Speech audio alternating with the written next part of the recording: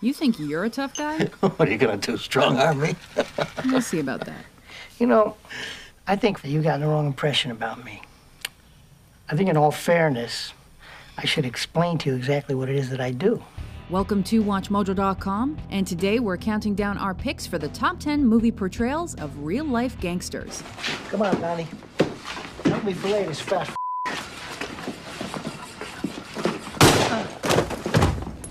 For this list, we've chosen movie depictions of real-life criminals who were part of a gang, which means those baddies who acted alone or as part of a twosome need not apply. For instance, tomorrow morning I'll get up nice and early, take a walk down over to the bank and walk in and see you, and if you don't have my money for me, I'll crack your head wide open in front of everybody in the bank. Number 10, Sean Penn as Mickey Cohen, Gangster Squad. This is my destiny. Los Angeles is my destiny, you motherfucker. While the stylized film itself was only so-so, Penn embodied the spirit of the ex-boxer turned gangster. That wasn't murder. It's progress. I am progress. As the main antagonist of the movie, every time he's on screen, he's a powder keg of emotion, often erupting at the slightest provocation. Find these bastards. Kill them all.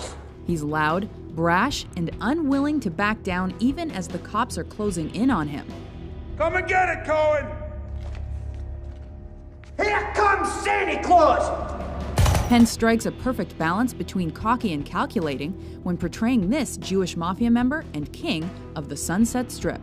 These guys are a special brand. A hard case is not interested in money. Cop is not for sales like a dog with rabies. There's no medicine for it. You just gotta put him down. Number 9, Robert De Niro as Al Capone, The Untouchables. Some people say, reformers here say, put that man in jail. What does he think he is doing? What I hope I'm doing, and here's where your English paper's got a point, is I'm responding to the will of the people.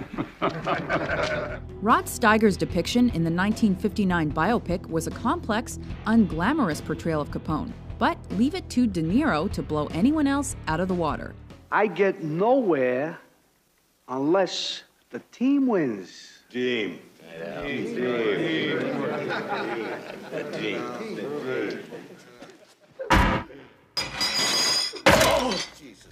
Standing out in a film like this isn't a cakewalk, with Billy Drago also giving a great performance as the real-life Frank Nitti. But De Niro is truly terrifying as this Prohibition-era criminal mastermind.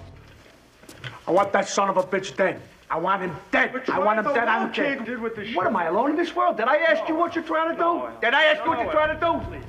Using rough dialogue and a commanding nature to intimidate Agent Elliot Ness, but also standing tall as a high-profile member of society.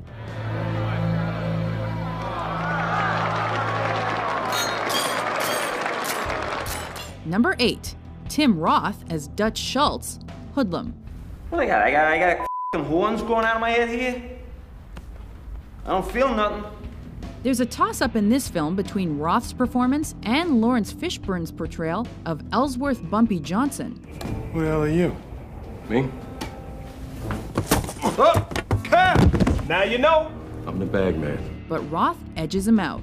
Even though Schultz is the associate of mob boss Lucky Luciano, it's hard to believe this guy is taking orders from anyone. I suppose it pickets you. La bola más grande.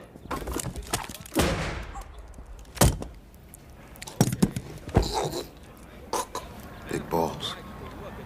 No brains. He's wild on screen, and there's something about his character that's slightly unhinged.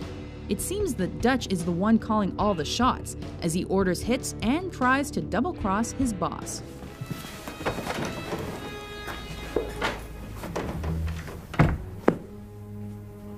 Your move?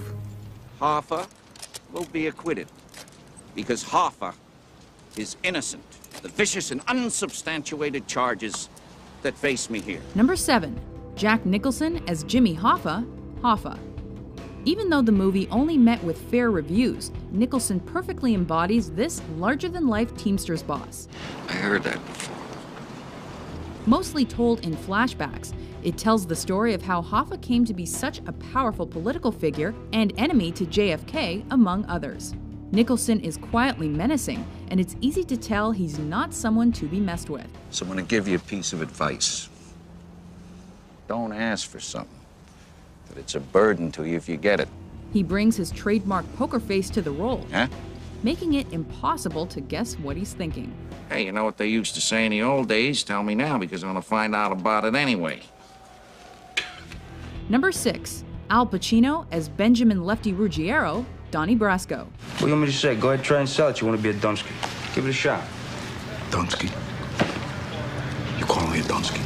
Ruggiero would strictly be the bad guy in any other film, but in this portrayal, his character is much more complex. Well, you gonna walk out on me? You don't walk out on me. I walk out on you. His friendship with undercover agent Donnie Brasco shows that he's more than a killer. He's a low on the totem pole mafia man who's been passed over for promotions and has a son at home who's struggling with drug addiction. He's gonna be all right. He'll be all right, love. Pacino's Ruggiero is a man with everyday problems, so it's almost easy to understand why he does what he does. I'm so disgusted with you. You know that? Yeah, you just said it. Yeah. Just so you know. Number 5, Warren Beatty as Benjamin Bugsy Siegel, Bugsy. First, the name is Ben. That's Benjamin as in the Bible. And second, I'll see all of you at the opening of the Flamingo on Christmas Day, okay? When you've also portrayed the iconic Clyde Barrow, playing the tough guy starts to come naturally. I owe you my life, Ben. I'd say that's a fair assessment. God bless you, Ben. At least that's the case with Beatty, when he depicts mobster turned hotelier turned Vegas big shot, Bugsy Siegel. Beatty plays Bugsy as a man with vision others can't see, who decides to start a hotel casino in the desolate terrain of Las Vegas. I got it! It came to me like a vision, like a religious epiphany. You're not talking about God, are you, Ben? I am talking about the single best idea I ever had. He's a complicated man trying to keep the love of his woman while gambling on their future. But that doesn't make him soft. But you know something? That's for summer. And Jerry, I don't think you have to worry about summer. Oh, Ben, no, don't. It's just business. You'll be selling insurance or importing dresses. Number 4, Daniel Day-Lewis as Bill the Butcher Cutting, Gangs of New York. Amsterdam. I'm New York. Day-Lewis is one of those actors that completely transforms himself on screen, and he's almost unrecognizable as the Butcher. On my challenge, by the ancient laws of combat, we are met at this chosen ground to settle for good and all. Who holds sway over the 5 points? His demeanor is completely changed, and he comes across as a caged animal, ready to attack at any moment. And his best scenes are when he's doing his worst. Apologies, my dear. Pick it up.